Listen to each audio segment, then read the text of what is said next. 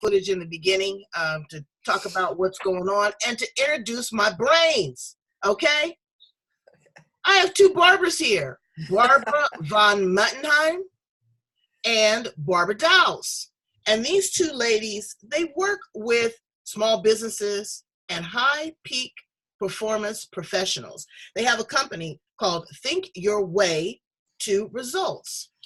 And what does that look like? I mean, you know, that's a tall order, brains. And we all want to be, quote unquote, perfectionists.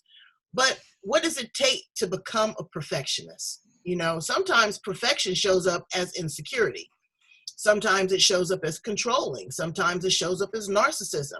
So I'm going to talk to these two ladies here on the edge, and we're going to figure it out. Here they are. Welcome to the edge, Barbara and Barbara. Hi, April. Thank you.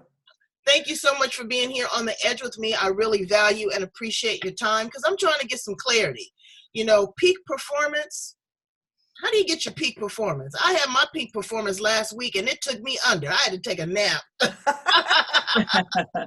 Napping is good. Exactly. So how do we just mellow out? You know, how do we just really get to that point is what we're going to talk about today. Tell me a little bit.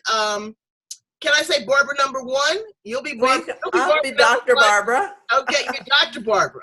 That's right, Dr. Barbara. And then we have the other Barbara. So I'll just refer to you that way to make it simple. So Dr. Barbara, tell me a little bit about you, your aha moment, and how you came to the realization that this is something that you want to do as a career. Well, you know, everybody always says, do what you love, even if you wouldn't get paid for it. And I've been working my whole life. You know, I got paid for everything. But the one thing that I didn't get paid for doing was recovering. And I, you know, recovered from abuse. I was an abused child. I was an alcoholic, active alcoholic. And so recovery became the thing that I did every day, just like breathing, without ever getting paid for it other than the reward of being well. And that's how I came to this. And I discovered Tony Robbins in 1995, and I went through his Mastery University. And I just became involved in the personal development world after having gotten sober and, you know, worked my program there. And the natural extension to that was moving into personal development. And there's such a stigma around women and addiction. People just look at you different when you're a woman, you know, I guess because we're the givers of life and we are expected to, you know, hold everything together, you know, and it just seems like when a woman goes through addiction, just, you know, her whole composition of who she is changes in so many different ways. What was the moment that you just said, you know what, I'm giving up on this alcohol. This is not working for me anymore. What was your aha moment? Well, I had been living on the streets for several years. Really? Yeah. I was homeless and I was living on the streets, and I was standing one night in this bar that I'd been in. It was my regular bar. It was a down and dirty. It wasn't the worst bar in town. It was the second worst bar in town. So I hadn't sunk to the level of Sangelo's yet, but I was right on the edge of moving down to Sangelo's. So I was standing there one night looking at everything going on, and I realized it was like my Groundhog Day moment, you know. This day was the same as the day before and the day before that, and tomorrow was going to be exactly the same. And I just don't know what happened. I just said, I am not doing this anymore. Wow. And I said, in 3 months, I'm not going to be here. And I had no clue at that time about making a decision and declaring your intention or anything like that. But that's what, in fact, I did, was to just say, this, I call it step 0. This stuff has got to stop. And I cleaned that up for your show, April. All right. Well, you know, we keep it 100, you know, again, on the edge, it is what it is. And that's what people relate to. But bravo. So you just had that aha moment, just a realization, just like that. And, you know, just like it says, when you make a decision, the universe conspires to bring things along. And these people came into my life. They took me into their home. Wow. They took care of me. I sat on their sofa and cried for 3 months, you know, coming off of withdrawing from alcohol. I would clean their bathroom, and then I'd sit and cry, and then I would, I was a mess. I was a total mess, but I was a child who had no foundation. I had no living skills. No one had taught me anything when I was growing up. So I was like an amoeba. Wow. We're going to come back to that. Barbara, you have been through trials and tribulations, and you have a very compelling story too. You were in the entertainment industry for about 25 years. Tell us a little bit about you, where it all began, and your story. Well, so after 25 years of being in the entertainment business, and I have a master's in directing, and I worked with celebrities, and I had an acting academy. But unfortunately, 2 months before my 25th wedding anniversary, my husband died suddenly. Wow. And I just didn't have it in me to keep everything going. So I collapsed into a puddle on the floor, and then I found my mother-in-law dead. My father died, and my best friend died, and then my brother-in-law died jumping out of a plane, and his parachute didn't open. Wow. And I just spiraled into a very dark night of, why did this happen to me? What is this all about? And I spent about 3 years drinking. It was my first time in my life. Unlike Barbara, Dr. Barbara, I started drinking for the first time in my life. And, just drank myself into a coma every night until one day I finally, I had my living room curtains closed for a year. I had dead flowers in the house for a year. And I realized I was addicted. I wasn't addicted necessarily to alcohol. I was addicted to my misery. So I opened up the windows one day and I said, I like Barbara's also, I just decided I don't want to be miserable anymore. Wow, you just surrendered. I surrendered. Mm-hmm. Yeah. And that's it, brains. Okay? If you are in that place, if you are watching this right now, and you are spiraling out of control, just pump your brakes.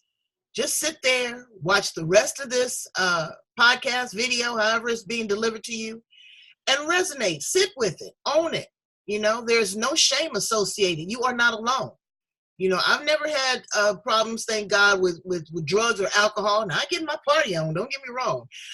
But again, I don't understand what this space looks like. Barbara. Which one? No, I'm going to call you Dr. Barbara. Okay. We've established that. Okay. But Barbara, did you also have a tinge of survivor's guilt? Did you look in the mirror and say, wow, how is everybody around me gone and I'm still here? Because see, I worry about that. My family is dying off. I lost 2 brothers, and I look around and it just doesn't seem real. It seems numb. It's like, why am I still here? So I'm a little concerned about the ones that are left behind. What do you think about that? I didn't have survivor's guilt. I had the belief that anybody who hung out with me was going to die. Wow. Because it was so many people in such a short period of time that and people were saying things to me also that were horrendous. And I just was in agreement with it on some level, so. Like, what were they saying? What was the chatter? What were they saying? Oh, like, a stranger in an acupuncturist office or the assistant said to me one day when I said my husband died of lung cancer 3 months after his diagnosis, my father died of lung cancer 2 months after his diagnosis, the person said, you have to stop being a shit magnet. So, or the day that my husband was being cremated, and I write about this in my book as well, the day my husband was being cremated, I had this overwhelming sense at 3:00 in the afternoon that I was having lunch with a bunch of friends, but I jumped up from the table and just started crying that he was being cremated. And I ran out to the back, and a friend's husband came out back, and I didn't know him very well, but he said, I said,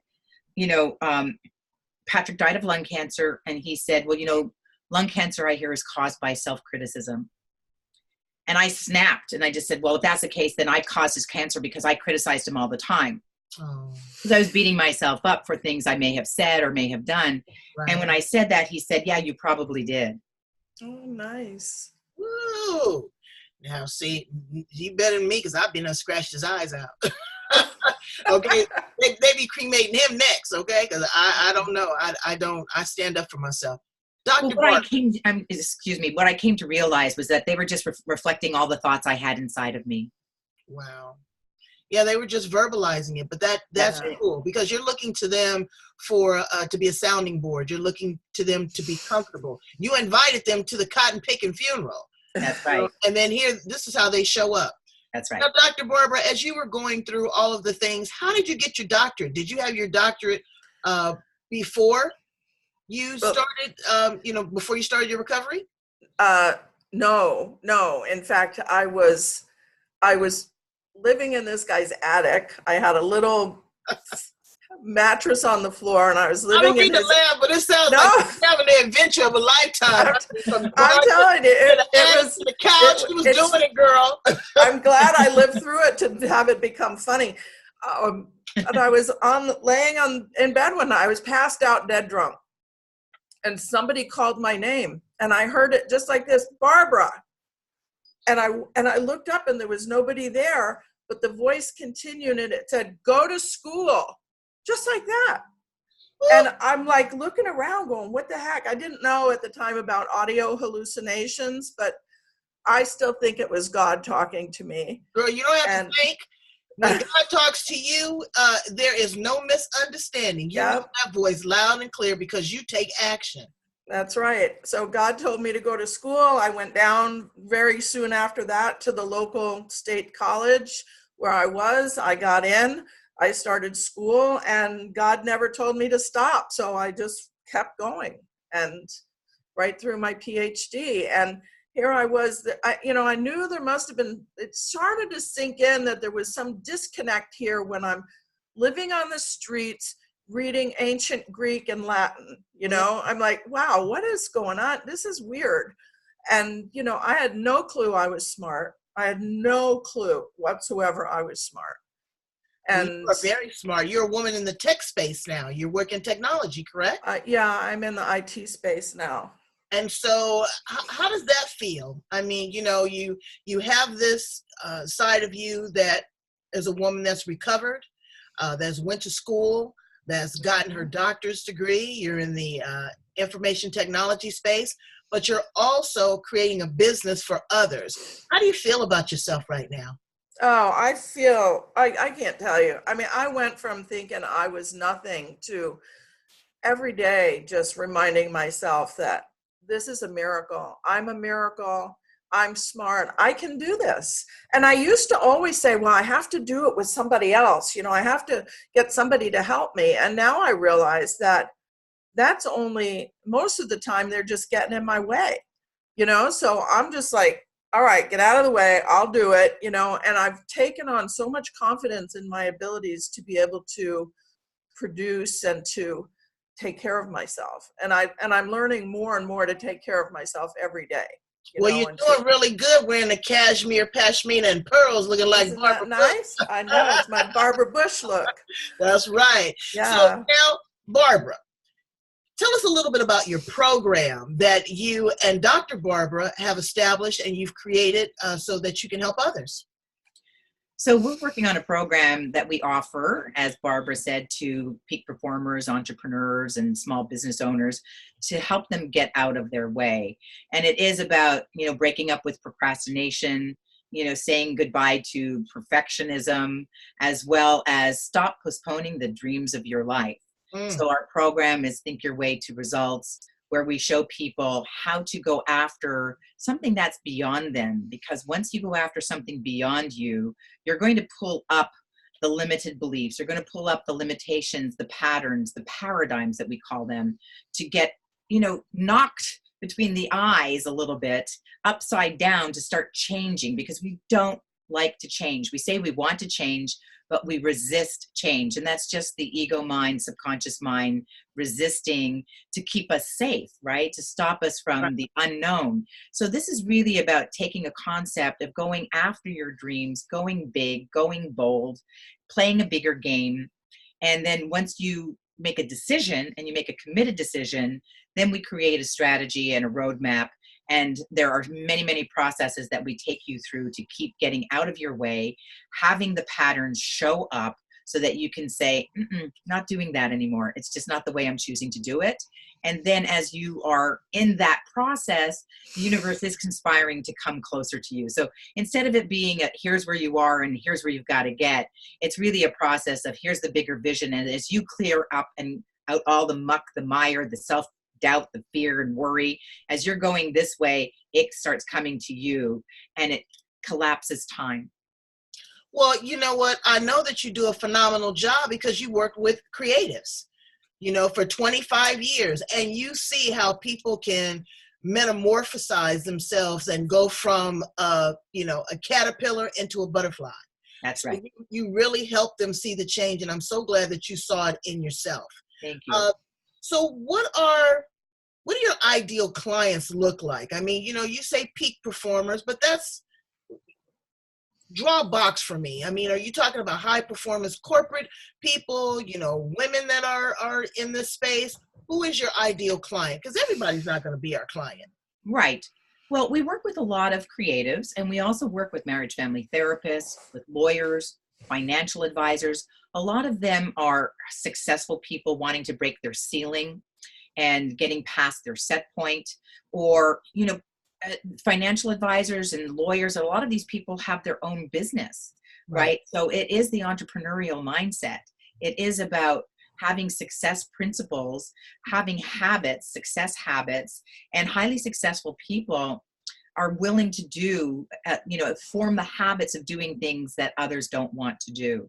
Okay. So it's really people who have a mindset of wanting to grow and have a growth mindset and access exponential growth. But the common line, the common through line is people who are in lower self-worth, lower self-esteem, doubt themselves, or as Barbara said, you know, she didn't believe that she was smart. And that we really help people to uncover the limited belief and the paradigm and the pattern and the behaviors that causes that keeps us from achieving. Right. So, but we work with people who are really wanting to change. A lot of people will say they want to, but don't do the work. So, Dr. Barbara, you know, what are you contributing to this, to your partnership? What do you bring? Are you bringing your honesty, your vulnerability? What are you bringing to the space when you work with clients? Well, I've done this work now I started, like I said, with Tony Robbins in 1995. And I know, I walked on fire with him, girl. Yeah, really. Wasn't that exciting? Yeah. I'm telling you, that was something. And then I met Barbara, it was 10 years, actually, it was just 10 years ago this past November. This is our 10th anniversary. Happy anniversary, lady. Thank you. And I met Barbara when I had run away from home because I was in yet one more abusive relationship. And I just couldn't do it anymore. And this guy wouldn't leave me alone. I moved to California, met this crazy woman there. I was staying with this crazy woman who introduced me to Barbara. And I came back I was in this group and they said, you have to get a therapist. And oh God, I was with one more crazy therapist and she was crazier than I was. I had to help her. I mean, she was right. So I left and Barbara had this $97 offer that she was doing. This is so funny to me. And I signed up for it and I'm saying, Barbara, what are you doing? You're doing all this airy-fairy woo-woo crap with this woman you hardly know. And I made more progress working with Barbara in 18 months than I had in 20 years. Oh. I mean, the work is so powerful. And so that's what I'm bringing to it. I do this work. I don't talk about this work. I didn't just wake up one day and say, well, I think I'm going to be a coach. And, you know, and then I'm going to go get a coaching degree. That's not how I did it. I had to work through this and learn it. And Barbara she's the one person in my life who I have never been annoyed with. Oh, I mean, Barbara just does not annoy me. And it's just so wonderful to have that relationship, to know that I can be totally myself and Barbara can be herself. And together, I think we've really grown together to now we're partners instead of coach and client. You know, we really have developed a relationship. So I bring this working knowledge and I have a coaching certification, so I Right, am also right. a coach. But And you're a yeah, doctor. You know, well, yeah, what would you? And she's smart. I know, I know. and funny. Dr. Barbara, now check this out. What do you say? I want you to speak right to the person that's looking at this right now, that is the undercover addict, that is sitting in the corporate office, Mm-hmm. that is, going to the bathroom and, opening up the mouthwash that's not Yeah. mouthwash, that's vodka, that is going home and popping a pink pill, a blue pill. Yeah. What do you say to that person in that corporate space right now to springboard them and encourage them to pump their brakes, own it, and get better? Well, unfortunately, April, there's nothing I can say that's going to tell them what to do. Only they know when they're ready. And when you finally have had enough, when the pain of where you are is so great that it forces you out of your comfort zone, that's when people change. So I wish I had some magic words other than to say, there's people who are willing to stand with you and to help you through that. You just have to reach out for the help. There's so many places now to get help. But, until they're ready, they're not ready. And then once they're ready, there's nothing you can do to stop them. So, and unfortunately, a lot of them succumb. I mean, the recovery rate is low compared to the amount of people. But reach out. Understand that you're worth it. That whatever you're looking at right now is not the truth. If you don't feel great about yourself, you are thinking wrong. And that you can just, stop, just realize that you don't see the whole truth about yourself right now. Exactly. One of my favorite sayings is, you cannot change until the pain of remaining the same is greater than the pain of change. Exactly. That's it. But the good news is, April, when the pain is great enough, you will make a change. That's the good news. Pain is your ally. It is as it says in the literature somewhere, pain is a touchstone into a new life. So embrace your pain because it's there to tell you something. Barbara, Dr. Barbara and Barbara, both of you are very accomplished authors. Barbara, we'll start with you. Tell us a little bit about your book and what's in the pages of your book. So my book's called True Love, True Self, A Journey to Self-Love. And essentially, I had to lose the love of my life to find out I didn't know how to love myself. As I mentioned, I was a perfectionist. And so it was always never enough, never enough, never enough, never enough. Although I accomplished a lot, I just never felt like I had. So it's really a memoir and a journey through my grief. And then the last part, I would say like the last the last quarter of the book are processes that I learned along the way. Because when I lost my husband, I had never experienced depression in my life, and I had absolutely no tools. And what most people don't realize is that when you're grieving, your serotonin levels deplete radically. And so my serotonin levels were very, very low, and I just didn't have any tools. I didn't know what to do, what to think, how to behave, where to get help. And so I described some of the tools that helped me move forward in my life. And it's also about the affirmations that I started to tell myself and what I learned. I went into a master's program in spiritual psychology, and I had an affirmation that started to wake up my life, and I started to pay attention. And then there were synchronicities, and then there were signs. And then it was like I was being led. And that's what the book's about. Wow. Dr. Barbara, I have a copy of your book here. And Brains, go in, hit like, love, or wow, and be entered to win, because she did send us some copies. This says, Repairing the Cracks with Gold, a story of overcoming emotional abuse. Inside the pages of this book, do you talk about the magnet of abuse? Because crazy like crazy. Because crazy. Well, and I think I talk about the fact that I finally understand why abused women, and anybody really, but abused women keep going back. I mean, the number one thing that people say is, why does she keep going back to him? Why doesn't she just leave him? Right. But the fact of the matter is, especially when you were indoctrinated into abuse at the early age, I mean, from day one, I was in an abusive family. So I was groomed to be attracted to abusive people. Right. That's all I like. I mean, when you want to see that, this woman used to say, they just don't have it. You know, these guys just don't have it. And what it is what you have been attuned to love. And so we keep being drawn to that like a magnet because that's what we know. That's the only thing that juices us. We won't get that zing from the people that are bad for us.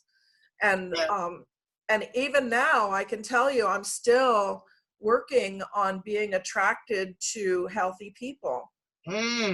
And I know I've got, oh, wow, look at that. Nope, that person is not good for me, because I can feel that feeling coming up. That is like the old familiar feeling. It's very hard to break that habit. Those endorphins get to fire and you go, ooh, wow, this is a challenge. This is fun. Ooh, you know, you take me to a convention of 60,000 normal people and I will find the one asshole in the group. Let me tell you. Excuse my language. Ooh, that's okay. That's all right. That's too funny. Yeah, I know. I can sniff them out too. I'm like, you know what? I try to run from them, but again, and they're like, boom, you know, they see me, I see them, and we're like that, you know. It's just like, and the night I decided I wasn't going to live like that anymore, Barbara and I had been working together for a couple of years at this point, and I was standing in my living room and I said, I'm done. I am going to live alone, and I don't care. I'm not going back. And immediately, as soon as I made that decision, all these voices came screaming at me. You can't do that. Something terrible is going to happen to you. You know, all the voices screaming in my head about how I can't make that change. And I just stood there and I said, I don't care if it kills me. I am not going back there. I don't care if I drop dead on the spot right now. I am not going back there. Right. And I have been alone now for, you know, good 10 years. And that am not. You may be alone, but you are not lonely, not at all. And you are going to attract exactly like you've attracted other things and that showed up in your life. You're going to attract exactly what you need. And if it ain't nothing but for a little, you know, night. Let me tell you what. Let me tell you what this 10 years of solitude has done for me. I now recognize my own energy frequency. And being an empath, I was an empath born into a family of narcissists. So I sucked in all their feelings, and I thought all their feelings were me. And I thought I was crazy, but it was just that I had taken on everybody's energy and I could not get rid of it. And now that I know what my energy feels like when foreign energy invades me, I go, that's not me. Right. That's not, I can feel it immediately. And when I know, now that I know myself at this level, I feel safe. Well, you are in a great place. So Barbara, tell me, what's on the horizon for 2020? Give us some encouragement, because it's crazy. You talk about crazy. I can't even turn on the TV. Okay. I don't even want to see it. I don't want to, I have to know what's going on. You know, I'm in media.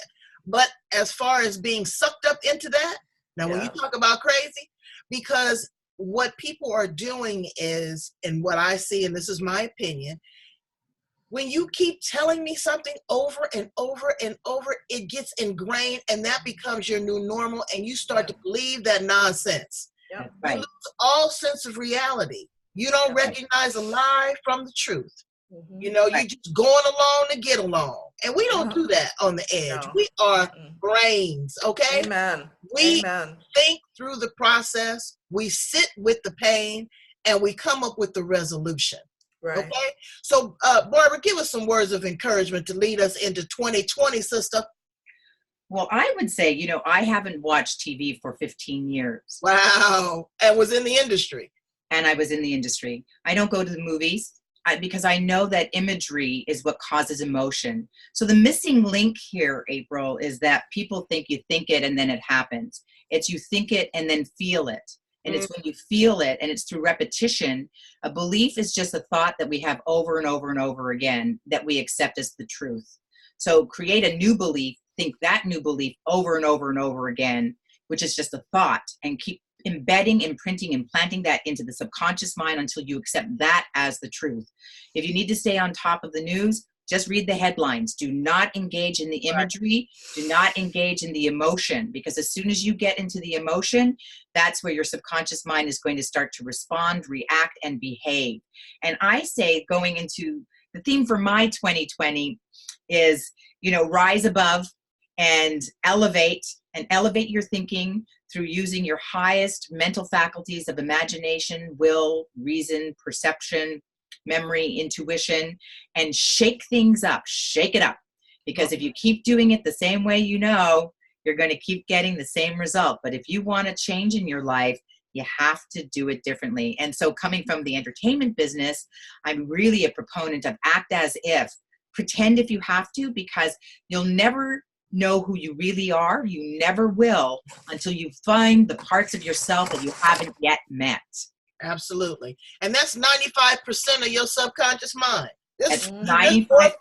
There's 4 or 5 other people running around in your head, brains, that you haven't even met yet. That's right. Exactly. That's right. Okay? And one of them might be crazy, but that's okay, because crazy is good. It balances out everything else. But the other 95% is going to be a human being that is compassionate, that is loving, that is honest, that wants the best for themselves and wants the best for their family. So Barbara, Dr. Barbara, please tie it up for us. What would be some words of encouragement that you'd like to offer my brains for 2020? One thing that Barbara used to say to me is, get comfortable being uncomfortable. Right. Don't be afraid to be uncomfortable. Change is on. I made this up actually. Change sucks until it doesn't. It just does. And then if you do it long enough, you get out there, you're out of your comfort zone, and all of a sudden you've expanded your comfort zone. And now you're comfortable where you weren't before. Just keep going out there and get uncomfortable, and realize that the minute you start to change, the minute you even think about changing, your ego is saying to you, that wasn't, I didn't sign up for that. You didn't tell me we were going there. And then you have to do that work on the subconscious to get your subconscious mind in line with where you want to go. So you have to do the work on the inside first. You do the inside work, it makes it easier to do the outside work. It's like Barbara said, it starts moving towards you as you're moving to it. So you do the inside work, the unseen forces start to propel themselves toward you, you're towards it. Just make the decision. Today I said, I don't have the money to do this thing. And Barbara's voice came up, well, just make the decision and the money will show up, So okay, I'm a witness. Okay, they print money every day. They print money every day. You ladies have been so warm, inviting, smart, edgy, brainy. I love you so much. Yeah, thank you, April. On the edge with us.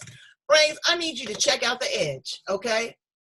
In every capacity. We're going to get you one, Barbara. Thank you. But I need you to go deep. We have some fun stuff too, but from neuro-linguistic programming to EFT tapping to how to eat, to how to cook, to how to sing, to how to dance, to how to laugh. We're doing all of that here on the edge because, again, life is worth living. Amen. It is. And I want you just to embrace it. And if it's a challenge for you, just pump your brakes and sit there with it for a minute and say, you know what? Like my dear friend, Dr. Phil, how's that working for you? Yeah, really. Okay? And then go and sign up with these 2 ladies to really catapult yourself to the next level. They've done it and they've overcome a lot. So you're not alone. Okay? Know that you are not alone. You are with awesome sauce here on the edge. Thank you, ladies, so much for being here with me. Thank you, April. Come back and keep me informed on what's going on. Dr. Barbara has just started doing some live stream. Catch her there. Barbara here, she's been doing some great stuff on Facebook. Connect with them. Ladies, give them all of your information so that they don't miss a beat. Right now? Yeah, tell them how to get you, Dr. Barbara. Oh, thinkyourwaytoresults.com. thinkyourwaytoresults.com, and that'll take you to our landing page. And I'm Barbara BarbaraVonMettenheim.com. Find me on Facebook. I'm all around the place. So Yeah, so, and I'm Barbara at BarbaraDaoyst.com, and that's DAOUST.com.